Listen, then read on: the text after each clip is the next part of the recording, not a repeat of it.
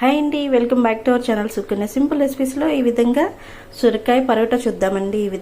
ఎక్కువ water content ఉంది కాబట్టి సొరకాయ పరోటా చాలా రుచిగా వంటికి ఎంతో చలువ చేస్తుందండి. చూడండి, ముందుగా అయితే సొరకాయని పీల్ చేసుకొని మనము తురుము పక్కన పెట్టుకుందామండి. చూడండి, కమ్మన్ పరోటా అయితే ఈ విధంగా రెడీ అయిపోద్దండి.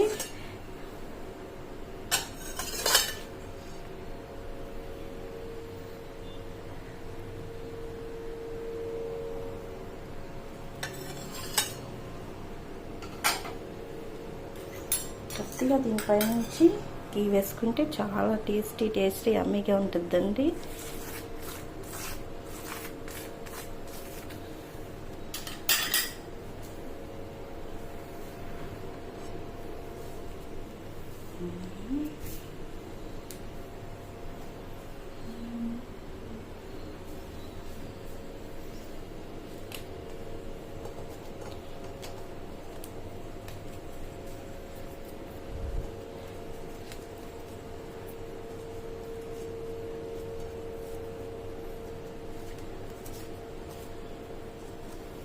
చూడండి, దీని లోపల ఈ విధంగా సొరకాయ తురుము, వాము అన్నీ ఉన్నాయండి. వామేమో జీర్ణం సరిగా అవ్వడానికండి. చూడండి, ఈ విధంగా చక్కగా పరోటా చేసుకొని తింటే ఎమ్మెగా చాలా సూపర్గా ఉంటుందండి.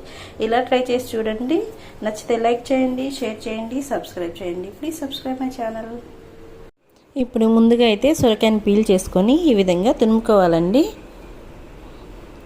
ఒక 2 పచ్చిమిరపకాయలు, కొంచెం అంతా వాము, కొద్దిగా సాల్టు, ఫస్ట్ అయితే 1 టేబుల్ స్పూన్ నెయ్యి వేసుకోవాలి. కొత్తిమీర ఇవన్నీ కట్ చేసుకొని వేసుకున్న తర్వాత వాము, 2 పచ్చిమిరపకాయలు, కొత్తిమీర వేసేసుకొని మంచిగా సొరకాయ తురుము కూడా వేసుకొని ఈ విధంగా కొద్దిగా వాటర్ వేసుకోవాలండి. ఎక్కువ వాటర్ అవసరం లేదు, సొరకాయలోని చాలా ఎక్కువ వాటర్ ఉంటుంది కాబట్టి ఈ విధంగా మంచిగా కలుపుకొని పరోటాలకి ఈ విధంగా ప్రిపేర్ చేసుకోవాలండి. కొంచెం మనకి సరిపోయినంత పిండి తీసుకొని ఈ విధంగా ఫోల్డ్ చేసుకుంటూ పల్చగా ఈ విధంగా ఫోల్డ్ చేసుకుంటే లోపలంతా సొరకాయ తురుముతో పరోటా అయితే రెడీ అవుతుందంటే చూడండి, చక్కగా పాన్ వేడెక్కిన తర్వాత ఈ విధంగా వేసుకొని 2 వైపులా మంచిగా కాల్చుకోవాలండి.